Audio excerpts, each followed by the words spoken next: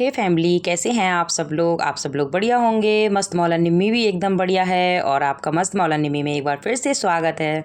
तो जी, ब्लॉग की शुरुआत हो चुकी है और मैंने आपसे बोला ही था कि मैं कोशिश करूँगी कि अल्टरनेटिव डे आप लोगों के साथ वीडियो शेयर कर पाऊँ। तो बस ब्लॉग आ चुका है और मैं बना रही हूँ आटा बना नहीं रही, मतलब आटा मार रही हूँ। आटा तो चक्की वाले बनाते हैं गेहूँ से। आटा लगा रही हूँ क्योंकि मुझे बनानी है रोटियाँ, क्योंकि खाना मैंने मतलब ये शाम का खाना है। शाम से अपनी वीडियो की शुरुआत कर रही हूँ, मतलब रात के डिनर से। सब्जी में मैंने बना रखी थी, लौकी की सब्जी बनाई थी और साथ में है रोटियां, क्योंकि इस समय थोड़ा सा लाइट ही खाना खा रही हूँ मैं भी। और फिर जब मैं ही खाती हूँ, हम 4 ही मेंबर हैं, बच्चे ऐसे ही खाते हैं, तो फिर ये होता है कि दोनों लोग फिर एक सा ही खा लेते हैं। कभी ऐसा नहीं होता कि अलग अलग हो, वो भी सज जाते हैं, हम भी। तो इस समय ऐसे ही हो रहा। तो बस मैं आटा बना के अब मैं बनाऊँगी रोटियाँ फटाफट से, और बस उसी तरीके से अपना कर रही थी। और खैर अब तो मुझे बहुत रिकवरी है। आप लोग भी बस विश कीजिए मेरे लिए कि मेरी तबीयत जल्दी जल्दी से ठीक हो जाए, क्योंकि ना जब तबीयत ठीक नहीं होती ना तो फिर कुछ भी अच्छा नहीं लगता। मेन अपना शरीर है, और जब शरीर ठीक नहीं होता ना तो बिल्कुल भी कुछ भी मन नहीं करता ना, मतलब वीडियो बनाने का, ना मतलब कोई काम करने का, ना किसी से बात करने का। कुछ भी ऐसे ही हो जाता है कि मतलब क्या ही करूं। जब अपना मन सही है तो सब सही है, और जब मन नहीं सही है तो फिर ऐसे ही हो जाता है कि क्या ही करें। तो खैर कोई नहीं, आटा वगैरह मेरा बन गया था। अब मैं बनाऊंगी रोटियां, क्योंकि फिर ये होता है ना, मैं गरम गरम बना देती हूँ तो पहले ये बच्चों को खिला देते हैं, और बच्चों को खिलाने के बाद फिर ये खा लेते हैं, लास्ट में फिर मैं खा लेती हूँ। ये हो जाता है। नहीं तो बच्चों का तो ऐसा है, उन्हें ना खाने का तो बहाना चाहिए। तो इसमें उत्कर्ष को तो बहुत चाहिए, बड़े वाले बेटे को मेरे बहुत, मतलब खाने ना खाने का उसे बहुत बहाना चाहिए। छोटा वाला तो चलो फिर भी थोड़ा बहुत खा लेता है, बड़ा तो बिल्कुल ऐसा ही है, हर एक चीज़ के पीछे चिड़ करता है वो। तो बस उसी तरीके से ही अपना सारा काम कर रही थी। और काफ़ी दिनों के बाद वीडियो आ रही ना, तो मुझे भी ऐसे लग रहा, क्योंकि वैसे ये मेरी रूटीन एक्टिविटी हो गई थी, वीडियो बनाना, वीडियो शेयर करना, और एकदम से मैंने सारी चीज़ें छोड़ दी थी ना बीच में। तो अब नए सिरे से फिर से करो ना कोई काम, तो थोड़ा सा अटपटा सा लगता है कि मतलब एक जो काम हो करते रहते हैं तो उसकी एक आदत हो जाती है, जो छूट जाता है तो वो फिर रह ही जाता है। तो खैर कोई नहीं, मैंने प्लेट लगा दी थी बच्चों की, थोड़ी सी सलाद रख दी थी। सलाद में वही खीरा और गाजर थे। वो मूली वगैरह तो रात को खाते नहीं, मूली दिन में खा लेते हैं सलाद में। तो बस हम सब लोगों ने फिर खाना खाया। खाना का बच्चों ने भी खा लिया था, मैंने भी खा लिया था सारा फिर खाना। फिर मैंने सोचा किचन साफ़ कर देती हूँ, क्योंकि अगले दिन फिर बच्चों का स्कूल होता है ना। अब दोनों ही बच्चे स्कूल जाने लगे हैं, तो किचन विचन अपना साफ़ कर दो तो सुबह बच्चों का लंच बनाने में आराम रहती है। अब तो दोनों का ही टिफ़िन बनाना पड़ता है, दोनों को ही तैयार करना पड़ता है। क्योंकि पहले एक था तो फिर ये हो जाता था, आराम से हो जाती थी। अब दोनों की जिम्मेदारी है ना, तो फिर ये होता है कि एक को ये करते हैं, एक को मैं करती हूँ। टिफ़िन भी बनाते हैं, फिर सभी कुछ करना पड़ता है। बच्चों के साथ छोड़ के भी आना पड़ता है मुझे, तो मतलब जाते ही हैं, मैं भी छोड़ने जाती हूँ, फिर लेने भी जाती हूँ। काफ़ी शेड्यूल टाइट सा हो गया है, मतलब ऐसे ही है। तो खैर कोई नहीं, कि गैस वगैरह सारी मैंने टाइल्स वगैरह साफ़ कर ली।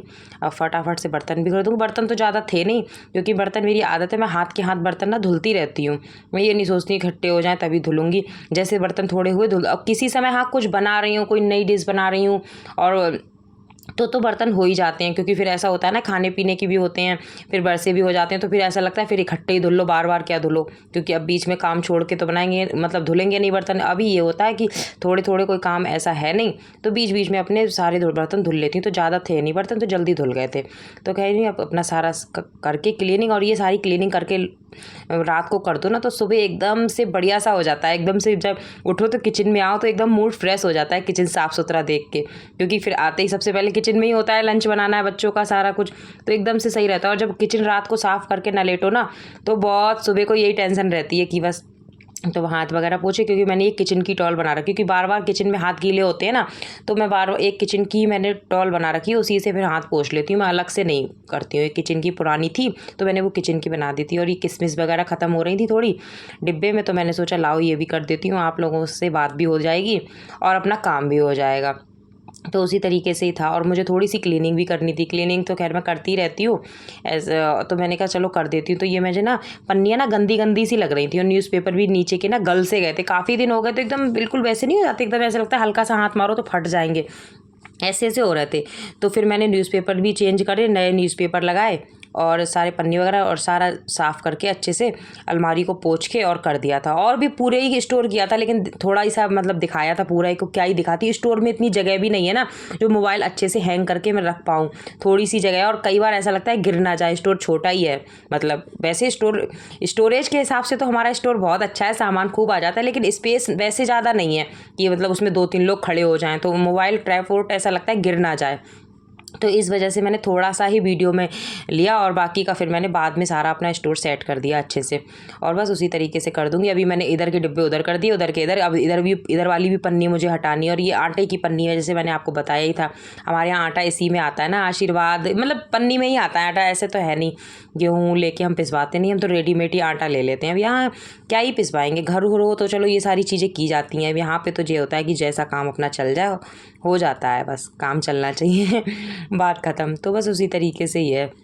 और मेरा मानना है कि काम हर तरीके से चलाना चाहिए। ये नहीं है कि बस कि कोई काम नहीं चल रहा है तो उसका ये होता है कि अब ये काम नहीं है तो बहाना पकड़ के बैठ जाओ। कुछ लोग होते नहीं कि बहाना पकड़ के बैठे, अब है नहीं तो कैसे काम चलाना। मेरा मानना है कि हर तरीके से काम चलाना चाहिए। जो भी चीज़ें हैं उनमें अपने काम चलाना चाहिए। कुछ लोगों की आदत होती ना कि नहीं, अब कोई चीज़ नहीं तो कैसे काम चलाएं, कैसे क्या करें। मेरी नहीं है। पहले मैं सोचती थी, जब मेरी मतलब शुरू में इतनी मुझे में समझ नहीं थी, तो मैं थोड़ा सोचती थी चीज़ों को, और ये कैसे होगा, एकदम पैनिक हो जाती थी, घबरा सी जाती थी, एकदम डिस्टर्ब हो जाती थी। लेकिन अब नहीं है। अब ऐसा होता है कि चीज़ों को आराम से एडजस्ट करके सारा काम मैं कर लेती हूँ। एक मतलब मेरा शेड्यूल बना हुआ है। और नहीं भी होता है चीज़ें, जैसे कई बार कुछ चीज़ें ऐसी होती हैं जिनके बगैर नहीं होता है, फिर भी हमें काम चलाना होता है तो हो जाता है। अब ये सारी चीज़ें नहीं है मेरे। और वैसे भी कहते हैं ना, जैसे जैसे एज बढ़ती है वैसे वैसे समझ आ ही जाती है। भाई जैसी जितनी एज होगी उतनी तो हमें समझ होगी। अब जैसे हमारे बच्चे ही हैं 4-5 साल के, तो उनसे हम उम्मीद नहीं लगा सकते ना कि हम 30 साल के हैं तो हम 30 साल के हमारे बच्चे कैसे कर सकते हैं। भाई जो इंसान जितनी एज है उसके हिसाब से ही तो काम करेगा। और जब वो भाई बड़ा हो, मतलब जैसे जैसे उसकी एज बढ़ेगी, मैच्योरिटी आएगी, तो वो वैसे वैसे हो जाएगा। लेकिन एक हमारा इंसान का नेचर क्या होता है ना कि हम अपनी तुलना हमेशा दूसरों से कर लेते हैं। मान लो कोई 30 साल का है, कोई 20 साल का है, तो 30 साल वाला तुलना तुरंत 20 साल वाले से करेगा कि मुझ में इतनी समझदारी है, इसमें कैसे नहीं है, मैंने इतना सब कुछ किया, ये क्यों नहीं कर रहा है। तो बस इतना फ़र्क पड़ जाता है, बाकी का कुछ नहीं है। लेकिन जब वो 30-20 साल वाला इंसान भी जब 30 साल का होगा तो वो भी उतना ही समझदार हो जाएगा। 30 साल वाला 40 साल का होगा, वो भी उतना ही समझदार। जैसी जैसी एज बढ़ती है हर किसी की बात है, तो वैसे वैसे समझ आ ही जाती है। तो बस और कुछ नहीं। अब तो बातों बातों में देखो सुबह भी हो गई फिर मैंने वीडियो वगैरह, मतलब फिर तो मैं रात में सो गई थी, फिर दिन की है, अगले दिन की। और ये बिस्तर वगैरह मैं साफ़ कर रही थी, और शायद अगले दिन बच्चों की छुट्टी थी। हाँ, मुझे ऐसे याद आ रहा, बच्चों की छुट्टी थी, क्योंकि ये कल वीडियो मैंने शूट किया था और आज आप लोगों के साथ शेयर किया है। तो हाँ, ये कल बच्चों की छुट्टी थी। तो बच्चों तो इतनी प्रॉब्लम थी नहीं, क्योंकि बच्चों का स्कूल तो होता नहीं है। लेकिन मुझे ऐसा लगता है बच्चे स्कूल चले जाएँ तो ज़्यादा अच्छे से काम हो जाता है, शांत रहते हैं ना। और वैसे क्या होता है, ये आपस में लड़ते रहते हैं, कहीं खिलौने फैलाएंगे, कहीं अपनी साइकिल ले जाएंगे, तो काम में और दिक्कत होती है। कई बार इनको देखो जाके रो जाते हैं। और मुझे तो अब सही लगता है, दोनों स्कूल चले जाते हैं तो आराम से अपना सारा काम कर लो, और फिर 12 बजे तक उमंग आ जाता है, तब तक मेरा सारा काम से मैं फ्री हो ही जाती हूँ। तो वही सुबह की अपनी क्लीनिंग वगैरह कर रही थी, सारी चीज़ें, सारे बिस्तर उठाना धरना, उसके बाद सारे कपड़े जो भी होते हैं वो सारे समेट करना। और यही जो सुबह की क्लीनिंग रहती है, सुबह को भगदड़ तो बहुत पड़ती है, छुट्टी हो तब भी, नहीं छुट्टी हो तब भी। स्कूल होता है तब भी ये रहता है कि अरे जल्दी से ये कर दो, पानी की बोतल रख दो, हैंकी रख दो, बैग लगा दो। और स्कूल नहीं भी होता है तब भी सुबह को होता ही कि बच्चों को नहलाना धुलाना सारे ही काम हो जाते हैं। सुबह को मुझे लगता है कि हर घर में ही ये रहता है, एकदम से भगदड़ सी पड़ती है। जहाँ छोटे छोटे बच्चे हैं वहाँ तो और ज़्यादा ही रहती है। और फिर ये होता है ना कि पहले तो बच्चे स्कूल जाते हैं, उनका करो, उसके बाद फिर ये ऑफिस जाते हैं तो इनके लिए खाना वगैरह बनाओ। तो वो उसी तरीके से ही अपना हो जाता है। उसके बाद फिर मैंने झाड़ू वगैरह लगाई, और झाड़ू लगाने के बाद पोछा तो मैंने लगाया नहीं था क्योंकि बृहस्पति था। अब तो बृहस्पति को मैं पोछा लगाती नहीं हूँ, क्योंकि पहले से ही नहीं लगाती हूँ, शादी से पहले से ही आदत। पहले मैं शादी से पहले बृहस्पति के फास्ट भी रखती थी ना, तो उसकी वजह से मैं पोछा वगैरह कम ही लगाती थी बृहस्पति को। मतलब दादी वगैरह मेरी लगा। हाँ बेटा, अभी दे रहा टॉफ़ी, अभी दे रहा है, उमंग आ गया बीच में दस्तक देने कि मम्मा टॉफ़ी। तो मैं झाड़ू लगा देती हूँ, पोछा नहीं लगाती हूँ। तो फिर पोछा नहीं लगाया था मैंने, झाड़ू वगैरह अच्छे से लगा दी थी, क्लीनिंग कर दिया था। उसके बाद फिर मैं नहाई धोई, नहाने के बाद फिर मैं बनाने लगी थी गुजियाँ। होली पे तो बनाई थी, लेकिन होली के बाद भी हमारी ख़त्म हो गई थी ना, और उमंग काफ़ी कह रहा था। तो अभी नवरात्रे थे तो मैंने कहा अभी बन जाएंगी, उसके बाद तो फिर बनेंगी नहीं। नवरात्रों में तो बन जाती हैं होली के बाद। तो ये गुजिया वगैरह मैंने ज़्यादा तो कुछ भी रेसिपी शेयर करी नहीं। गुजियाओं की रेसिपी सबको आती है और सभी को पता है कि कैसे बनती हैं कैसे नहीं बनती हैं। तो उसी तरह थोड़ी सी मैदा बच गई थी तो मैं थोड़ी सी मैंने मठरी बना ली थी और सेमें बना ली थी।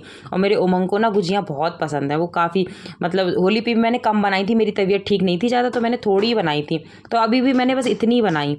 और ये गुजियाँ वगैरह वो बहुत मन से खाता है, तो उसके लिए मैंने बना दी। अब नहीं बनाऊँगी क्योंकि 2 बार, एक बार होली पे बना ली थी, एक बार अब बना ली थी, 2 बार बन गई। अब नहीं, हमारी तरफ 2 ही बार बनती हैं। तो इसी तरीके से सारी गुजियाँ वगैरह अपनी बन गई। और एक गुजिया ना फट गई थी, तो उसके चक्कर में सारी गुजियाँ ऐसी हो गई काली काली। बाय।